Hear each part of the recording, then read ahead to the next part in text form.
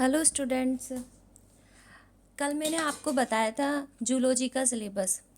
तो आज मैं आपको बॉटनी का सिलेबस बताऊंगी। बॉटनी में मैं आपको क्या क्या पढ़ाऊंगी। बॉटनी को हिंदी में वनस्पति विज्ञान बोलते हैं, तो आपको पता ही होगा। तो बॉटनी में मैं आपको पादप वर्गीकरण यानी प्लांट क्लासिफिकेशन पढ़ाऊंगी, प्लांट मॉर्फोलॉजी पढ़ाऊंगी एंड प्लांट रिप्रोडक्शन पढ़ाऊंगी, और जो भी एक्सेप्टर्स जो भी आपके कॉम्पिटिटिव एग्जाम्स के अकॉर्डिंग होंगे, और बाकी की जो भी रहेगा वो लास्ट में कंप्लीट करा दिया जाएगा। तो आज हम लोग एक चैप्टर स्टार्ट कर रहे हैं। ज़्यादा टाइम ना लेते हुए आपका चैप्टर स्टार्ट करेंगे, मानव स्वास्थ्य एवं रोग यानी human health and disease. Okay, start करते हैं। तो आप हेल्थ के बारे में तो जानते ही हैं, ठीक है। हेल्थ हमारे स्वास्थ्य के लिए बहुत ज़्यादा ज़रूरी है। तो क्या है कि हमारा जो हेल्थ अच्छी रहेगी तभी हम लोग डेली रूटीन वर्क अच्छे से कर पाएंगे, है ना। और उसके बचाव भी करते हैं, जैसे अच्छा अच्छा खाना वगैरह खा पी के। तो हम स्टार्ट करते हैं। तो डिजीज़ मतलब रोग, आप जानते ही हैं। जो रोग में एक तो जन्मजात रोग होता है और एक उपार्जित रोग होता है।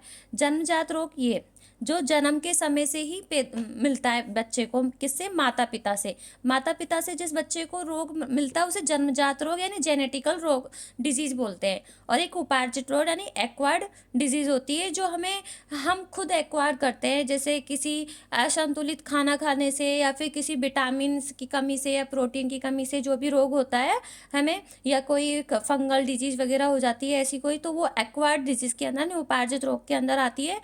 उसमें दो तरह के रोग होते हैं। पहले कौन सा होता है? पहला होता है संक्रामक रोग और दूसरा होता है असंक्रामक। संक्रामक रोग क्या है? संक्रामक रोग जैसे किसी व्यक्ति को हाथ लगाने से, छींकने से, खांसने से इनसे फैलता है, वो संक्रामक रोग के अंदर आता है। और असंक्रामक रोग के अंदर वो चीज़ें आती हैं जो बिना टच किए हुए फैलती है, जैसे कि किसी विटामिन सी की कमी से हो गया, या प्रोटीन की कमी से, या प्रोटीन की कमी से होता है, तो असंक्रामक रोग होते हैं उसमें। ठीक है, तो हम बताएंगे मानव में होने वाले कुछ सामान्य असंक्रामक रोगों के बारे में मैं आपको बताऊंगी कौन कौन से होते हैं। एक तो वायरल डिजीज़ हो जाती है, किसी को विषाणु जनित रोग हो जाते हैं। अभी मैं आपको गो थ्रू करवाऊंगी, फिर उसके बारे में डीपली जाएंगे। ओके, फिर फंगल डिजीज़ हो जाती है ना। और प्रोटोजोआ से प्रोटोजोआ जनित रोग हो जाता है। हेलमिंथेस डिजीज़ हो जाती है। जीवाणु जनित रोग हो जाता है।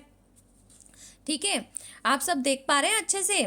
तो कमेंट करके बताना अगर आपको कोई प्रॉब्लम हो रही है आवाज़ में या फिर मेरे कंटेंट में, तो आप मुझे कमेंट करके बता सकते हैं, मैं उसमें सुधार करूँगी। ओके।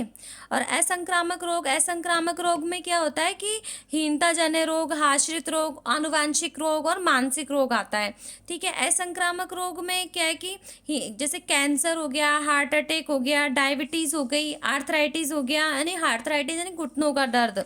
ठीक है, अब हीनताजन्य रोग में आते हैं अपने डेफिशिएंसी डिजीज़ के अंदर, गोइटर यानी घोंघा, एनीमिया और आनुवांशिक रोग जो जेनेटिकल रोग होते हैं, जो कि हमें माता पिता से प्राप्त होते हैं, या फिर मतलब जीन में उत्परिवर्तन हो जाता है। जीन में कोई उत्परिवर्तन हो गया, या हमारे जीन्स में जैसे 46 जीन्स होते हैं हमारे, तो गुणसूत्र होते हैं, उनमें कोई नंबरिंग घटना बढ़ना, तो इससे हाँ आनुवांशिक डिजीज हो जाती है। जैसी पहली कौन सी होती है? कलर ब्लाइंडनेस होती है, टर्नर सिंड्रोम हो जाता है, क्लाइनफेल्टर सिंड्रोम, हीमोफीलिया, मंगोलिज्म यानी डाउन सिंड्रोम भी बोलते हैं मंगोलिज्म को, और पटाउ सिंड्रोम हो जाता है। इसका कारण क्या होता है? जीन उत्परिवर्तन होता है हमारे जीन्स में। किसी भी तरह का सामान्य हमारे जीन्स में किसी भी तरह का उत्परिवर्तन यानी ये इसका कारण होता है। ठीक है, अब फिर क्या है कि इसका का जो मेन कारण होता है वो तो जीन उत्परिवर्तन होता है। और इसमें क्या है, गुणसूत्रों के नंबर में कोई बदलाव हो जाता है, तो या फिर जीन की स्थिति या फिर संरचना में कोई बदलाव आ जाता है, तो इससे आनुवांशिक रोग हो जाता है। ठीक है, अब कल हम बाकी की चीज़ें पढ़ेंगे, इनके डीपली जाएंगे। ओके, डीपली कल हम ये पढ़ेंगे। बाकी का स्टार्टिंग करेंगे विषाणु जनित रोग से। ठीक है, इसकी मैं आपको ट्रिक्स भी बताऊंगी, और इसकी डीप मतलब किससे फैलता है, किस कारण से फैलता है वगैरह सारी चीज़ें बताऊंगी कल की क्लास में। Okay, thank you.